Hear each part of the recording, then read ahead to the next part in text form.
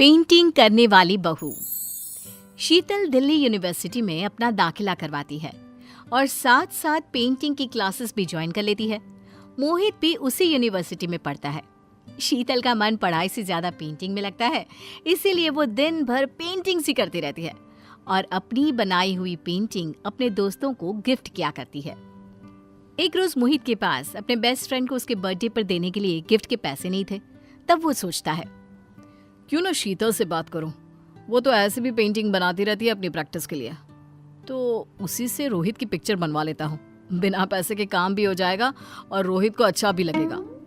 मोहित शीतल के पास जाता है और उससे पेंटिंग बनाने को कहता है। क्यों नहीं, पेंटिंग्स बनाना तो मुझे बहुत पसंद है, मैं तुम्हारे दोस्त की पेंटिंग जरूर बनाऊंगी।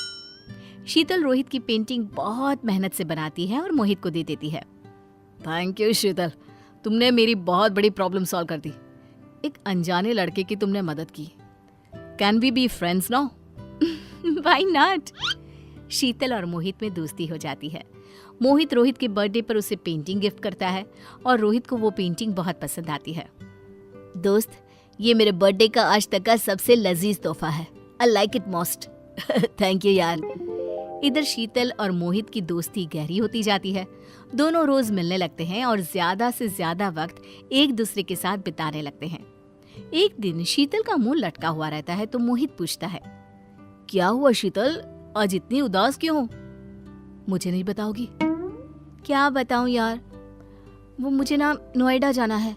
इंडिया के बाहर से कुछ लोग पेंटिंग का सेमिनार करवाने आए हुए हैं और कुछ अलग सिखाने भी। मुझे उनकी क्लास अटेंड करनी है, लेकिन कैसे जाऊंगी? एक वीक तक रेगुलर पब्लिक ट्रांसपोर्ट से गई तो लेट हो जाऊंगी। समझ में ही नहीं आ रहा क्या करूं। बस इतनी सी बात है, मैं किस लिए हूं? मैं तुम्हें रोज अपनी बाइक से छोड़ आऊंगा। अब तो हंस दो। Thank you. मोहित रोज शीतल को नोएडा क्लास अटेंड करने के लिए लेकर जाता है और जब तक उसकी क्लास चलती है वो बाहर ही वेट करता रहता है। क्लास ओवर होने के बाद वो उसे उसके घर छोड़ाता है। इसी तरह दोनों फाइनल ईयर में आ जाते हैं। धीरे धीरे दोनों को ये एहसास होने लगता है कि दोनों एक दूसरे के बिना नहीं रह सकते। शीतल, आई लव यू। तुम मुझे बहुत पसंद हो। आई लव यू टू मोहित। दोनों रिलेशनशिप में आ जाते हैं और देखते देखते उनकी पढ़ाई भी पूरी हो जाती है। मोहित को एक अच्छी जॉब मिल जाती है और वो शीतल को शादी के लिए प्रपोज करता है। शीतल, अब हमें शादी कर लेनी चाहिए। लेकिन मैं पेंटिंग नहीं छोड़ सकती मोहित। मैं अपना काम चालू रखूंगी और पेंटिंग बनाकर सेल भी करती रहूंगी। अगर तुम पेंटिंग करती रहोगी तो घर का काम कौन करेगा? घर कौन संभालेगा? देखो, घर के काम तो मुझे ज्यादा आते नहीं, लेकिन जितना आता है मैं कर लूंगी। कॉलेज के साथ भी तो पेंटिंग किया करती थी, लेकिन मैं अपना पैशन नहीं छोड़ूंगी। हम मेड भी तो रख सकते हैं ना? अच्छा, मेड, तो वो घर के काम करेगी और मेरा ख्याल कौन रखेगा? अच्छा जी, अब तक कौन रख रहा था तुम्हारा ख्याल? तुम ही तो। दोनों की शादी हो जाती है और शीतल मोहित से शादी कर धनबाद आ जाती है।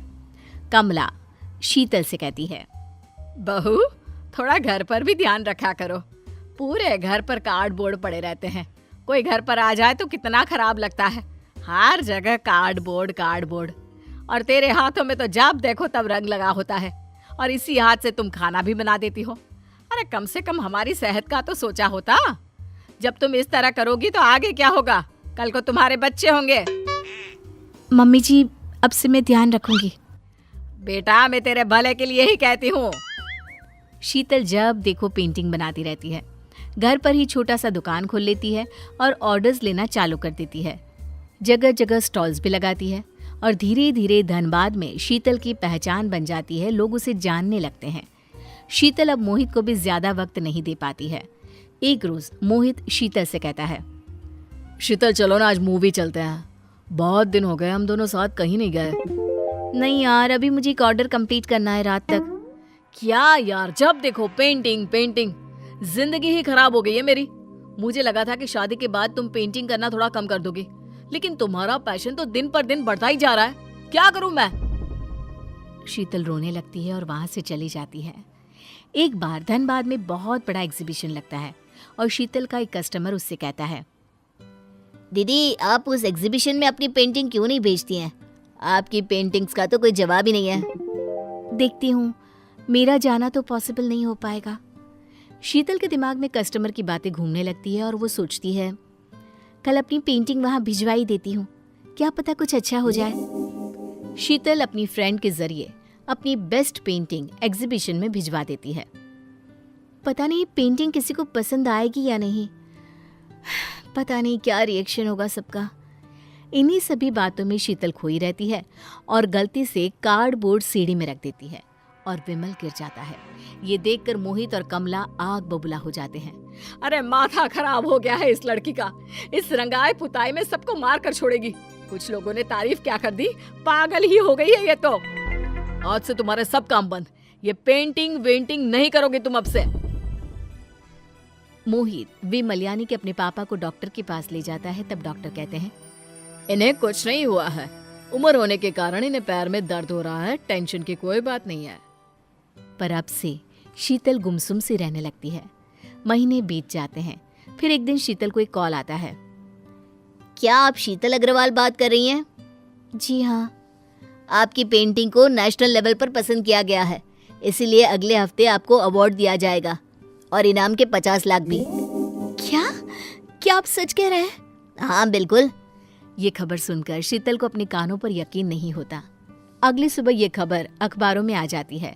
न्यूज़ देखकर मोहित शर्मिंदा महसूस करता है और शीतल से कहता है, शीतल मुझे माफ कर दो, मैं तुम्हारी कला को पहचान नहीं पाया, लेकिन अब मैं तुम्हें हर वक्त सपोर्ट करूंगा और अगले हफ्ते अवार्ड लेने तुम जरूर जाओगी। कोई बात नहीं मोहित, मैं तुम्हारे हालात समझ सकती हूँ।